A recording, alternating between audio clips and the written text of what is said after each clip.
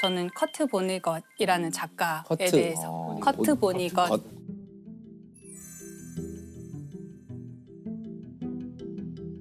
이분이 제일 잘 알려진 건 제오도살장이라는 소설을 쓴 게 많이 알려져 있고, 전쟁을 반대하는 소설이기도 하고 중간에 이제 외계인한테 납치당하고 이런 얘기가 나와요. 그래서 SF 소설이라고 분류가 되기도 하고요.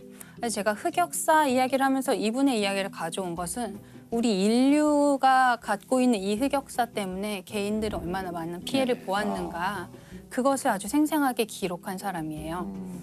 저는 이제 이 작가 자체에 대해서 좀 얘기를 하고 싶은데요.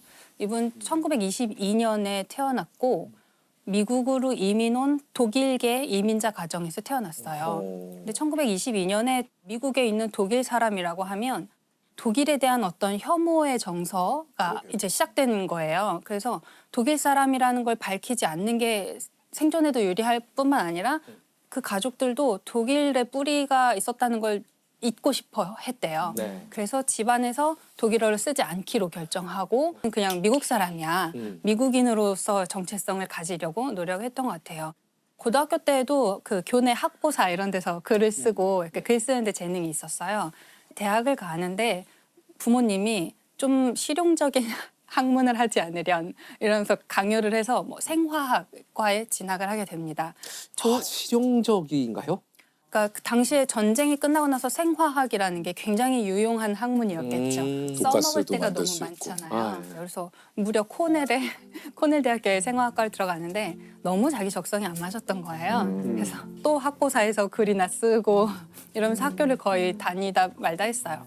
근데 학교를 다닐 때 ROTC 같은 걸 하고 있었던 것 같아요. 그래서 예비 장교 이런 훈련을 하고 있었는데 다시 전쟁의 분위기가 막 무르익으면서 곧 징집될 것이라는 이제 소문이 막 들려왔던 거죠. 성적도 너무 안 좋았고 학교 생활 제대로 적응하지 못하고 있었고 그냥 자기가 입대를 먼저 해버려요. 그래서 육군에 그냥 들어가게 됩니다. 중간에 휴가를 잠깐 나왔는데 어머니가 집에서 이제 사망하신 거를 보게 돼요. 그래서 굉장히 충격을 받고 사망하신 채 발견된 거예요? 네, 이제 자살하신 모습을 자기가 발견하게 되는데 이 어머니는 집안도 좀 가세가 기울고 뭔가 힘든 일이 있었던 것 같아요. 그래서 어머니가 그렇게 충격적으로 사망한 모습을 자기가 발견했는데 또 다시 가야 되잖아요. 휴가를 나온 사람은 다시 들어가야 되잖아요. 다시 군대에 들어가게 됩니다. 연합군이 파병이 된 거예요. 그 연합군 소속으로 독일에 이제 파병이 되게 됩니다. 되게 묘하네요. 네, 그런데 최전선에 막 배치가 돼버린 거예요. 어떻게 됐겠어요? 바로 포로가 됐죠. 잡혀버리고 말고요. 그 상황에서 이제 독일군의 포로가 돼서 사실 자기 독일 뿌리가 있는데도 네, 이게 누가 적인지 누가 아군인지 사실 이 사람 입장에서는 혼란스러웠을 것 같아요. 이 포로들을 어디로 데려가냐면 드레스덴이라는 곳으로 데리고 가요. 드레스덴이 당시에 약간 공업이 많이 발달한 도시였다고 하더라고요. 그래서 그런 데서 이제 포로로 생활을 하다가 드레스덴에 이제 폭격이 엄청난 폭격이 오게 됩니다. 이건 이제 연합군이 드레스덴에 폭격을 한 건데 이때 사실 거의 핵무기를 쓴 것과 다름없는 정도의 엄청난 사망자가 났대요. 사실 드레스덴 폭격으로 인해서 거의 도시가 전체가 다 폐허가 됐고 완전히 불타서 살아남은 사람이 거의 없을 정도였는데 근데 이분이 여기서 살아남아요. 이 사람들 어떻게 살아남았냐면 이 포로들이 지하 3층에 있는 고기 저장소에서 피신하고 있었던 거예요. 그러니까 처음에 지하 3층에 있는 고기 저장소로 내려갔을 때는 굉장히 끔찍했대요. 왜냐하면 막 도축한 돼지, 소 이런 게 막 통째로 걸려 있잖아요. 들어갔을 때 굉장히 끔찍한 곳이었는데 밖에서 뭔가 이렇게 쿵쿵 소리가 막 나고 우리 나가면 안 될 것 같다.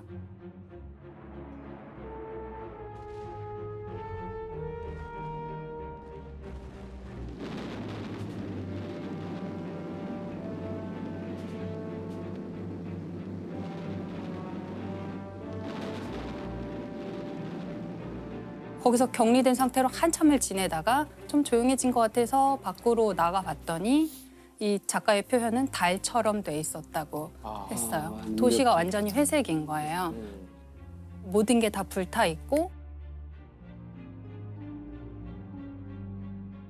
어떤 곳에는 얕은 지하에 사람들이 피신을 했는데 앉은 상태로 돌아가신 사체들이 막 있을 정도로 너무 일시에 막 폭격이 퍼부어진 거예요. 그래서 이 사람들이 나와가지고 폐허가 된 도시를 재건하는 데 이제 도움을 주게 됩니다. 그렇게 강한 폭격을 입어야만 했고 폭격에서 겨우 살아남아서 나와보니까 너무 잔혹한 풍경을 맞이해야 됐고 거기서 그 속에 있는 시체들을 막 복구해야 되는 그런 작업에 투입이 됐잖아요. 이 모든 일을 겪고 미국에 다시 돌아왔을 때 22살이었어요. 너무 어린 나이에 너무 많은 일을 겪었고 너무 잔혹한 참상을 보고 돌아온 거죠. 아, 세상에. 이 사람은 아마 이 PTSD로부터 평생 자유롭지 그랬을 못했을 것 같아요. 거라고 당연히. 생각해요. 얼마나 생각났겠어요. 밤에 자려고 누우면 생각나고 내가 막 다시 그 전쟁에 간 거 나가 같고 어디서 쿵 소리만 나면 막 다시 그 전쟁의 공포가 다시 되살아나고 아마 평생을 시달렸던 것 같아요. 이분은 굉장히 이 역사 속에서 너무나 많은 피해를 입은 한 개인인 거죠. 이 제오도살장이라는 책에 보면 제가 지금 말씀드린 이 작가의 이야기가 완전히 책에 다 들어있어요. 작중 인물도 똑같이 군대에 갑자기 끌려가게 되고 군대에서 별로 중요하지도 않은 어떤 보직을 맡고 있다가 또 집에 왔는데 부모님이 누가 사망했고 이런 이야기가 계속 그대로 나와요. 자전적 소설이에요. 네, 굉장히 자전적인 소설이에요.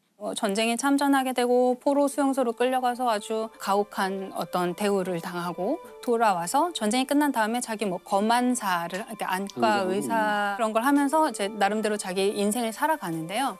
살아가는 과정에서 계속해서 다시 전쟁이라든지 과거의 기억으로 끌려가게 됩니다. 그래서 이 소설은 처음 읽다 보면은 도대체 무슨 말인지를 모르겠는 상태로 거의 끝까지 가요. 왜냐하면 장면이 계속 뭐 전투에 끌려가는 장면이 나오다가 갑자기 뭐 신혼여행 첫날 밤으로 갔다가 포로로 끌려가던 기억이 있다가 계속 자기 인생의 랜덤한 위치로 계속 다시 돌아가게 되는 거예요. 저희 시점을 왔다 갔다 하기 때문에 사실 저는 이제 이거 그래픽 노블도 있거든요. 네네 맞아요. 최근에 나왔어요. 네, 그래픽 노블을 보면은 재밌는 장면이 나와요. 그러니까 이게 시간이 막 거꾸로 가는 걸 이제 그 작가가 표현을 한 건데 전쟁 상황을 시간을 거꾸로 보면 되게 재미있게 보이거든요.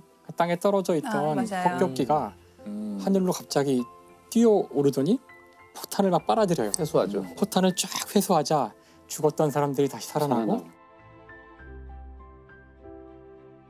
다시 웃으면서 비행기를 타고 자기가 있던 처음 공항으로 돌아가죠. 그다음에 더 과거로 가게 되면은 이제 어린아이가 돼서 이렇게 뛰어놀면서 심지어는 히틀러도 어린아이가 돼서 뛰어놀면서 끝나는 거죠. 하지만 이것을 시간을 앞으로 돌리면 이제 끔찍한 전쟁의 모습이 되는 거죠. 그래서 그 시간을 이용해서 여러 가지 그 상황들을 아주 다채롭게 보여주는 그런 책이에요. 근데 왜 제5도살장이에요?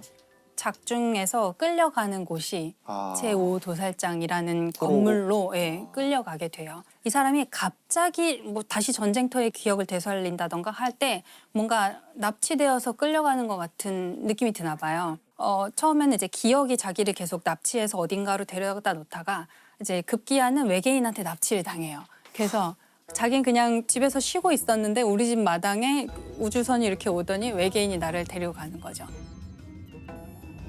트라이팔마도어 행성이라는 곳에 이제 자기를 부려놓는데 인류원이라고 할까요? 동물원 대신에 인류원 같은 곳에 이제 도착하게 됩니다. 거기서 자기는 완전히 발가벗겨진 상태로 내가 먹고 자고 싸고 이 모든 장면을 이 외계인들이 자기를 구경하고 있는 거예요. 이 몸짓 하나하나에 막 환호하면서 오 지구인은 저런가 봐 막 이러면서 근데 이 트라이팔마도어 행성에 사는 이 외계인들은 어떤 특징을 갖고 있냐면 모든 시간을 다 보는 존재예요. 그래서 트라이팔마도어 행성에 사는 외계인이 사람을 보면 네 발로 기어가는 어린 아이일 때부터 나중에 이제 지팡이를 짚고 걷는 노인의 모습까지를 한꺼번에 본다는 거예요. 그러니까 이 외계인들이 저희가 파인만 편할 때 얘기했던 컨택트에 나오는 그 외계인.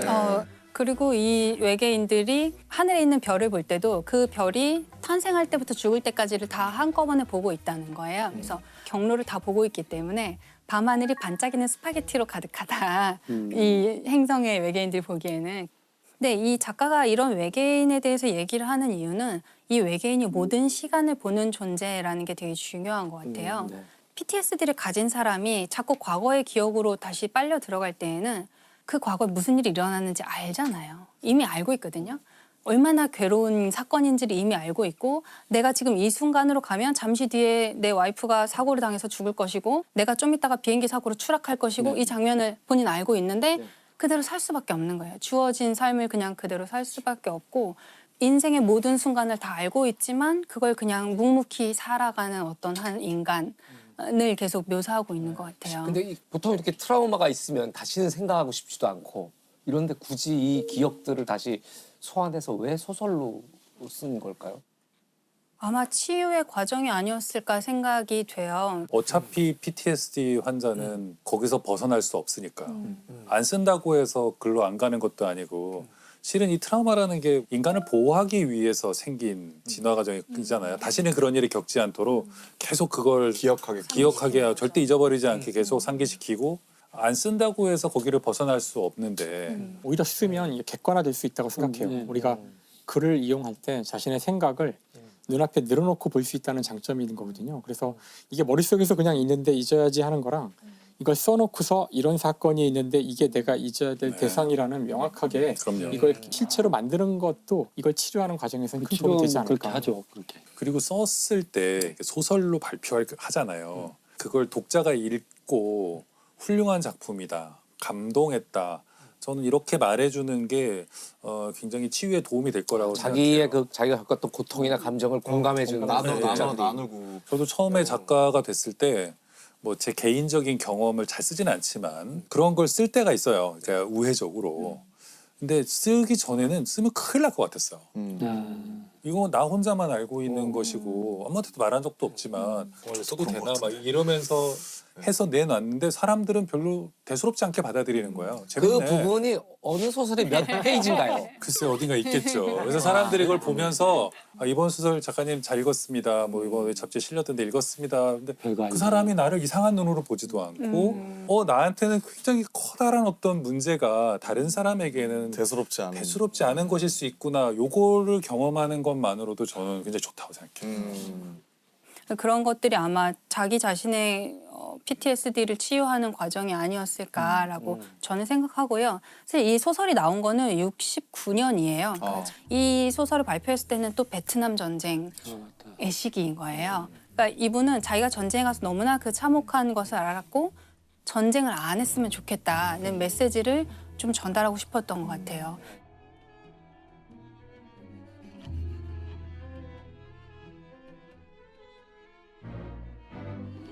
베트남전을 반대하면서 소설을 발표하고서 굉장히 이제 스타 작가가 되게 됩니다. 그리고 사람들이 반전을 얘기할 때 떠올리는 어떤 이미지 중에 하나가 돼요. 그래서 보니것이 그 얘기를 한 거예요. 전쟁으로 인해서 이득을 본 사람 전 세계에 한 명밖에 없다. 나다. 난 베스트셀러 작가가 됐으니까. 이 치유가 전쟁 많이 됐나 때문에. 봐요, 그 양반이. 참 그런 것 같아요. 엄청난 드라마가 있었고 엄청난 사람이 죽었고 근데 곰곰이 생각해보면 아무런 의미가 없는 일들. 그러니까요. 굉장히 괴롭잖아요. 그 모든 게 다 무의미하다고 생각이 드니까. 근데 사실 제목이나 내용을 들어보면 되게 우울한 소설일 것 같은 기분이 드는데 맞아요. 실제로는 좀 어떤가요? 실제로는 되게 웃겨요. 어깨? 이 모든 상황을 굉장히 우스꽝스럽게 이야기를 하고 처음에 이제 뭐 군대에 끌려갈 때 자기가 얼마나 허접한 복장으로 끌려갔는가. 그런 걸 묘사를 막 네. 디테일하게 하고. 아버지 장례식장에 갔다가 갑자기 끌려간 거예요. 다시 군대로 가야 되는 거예요.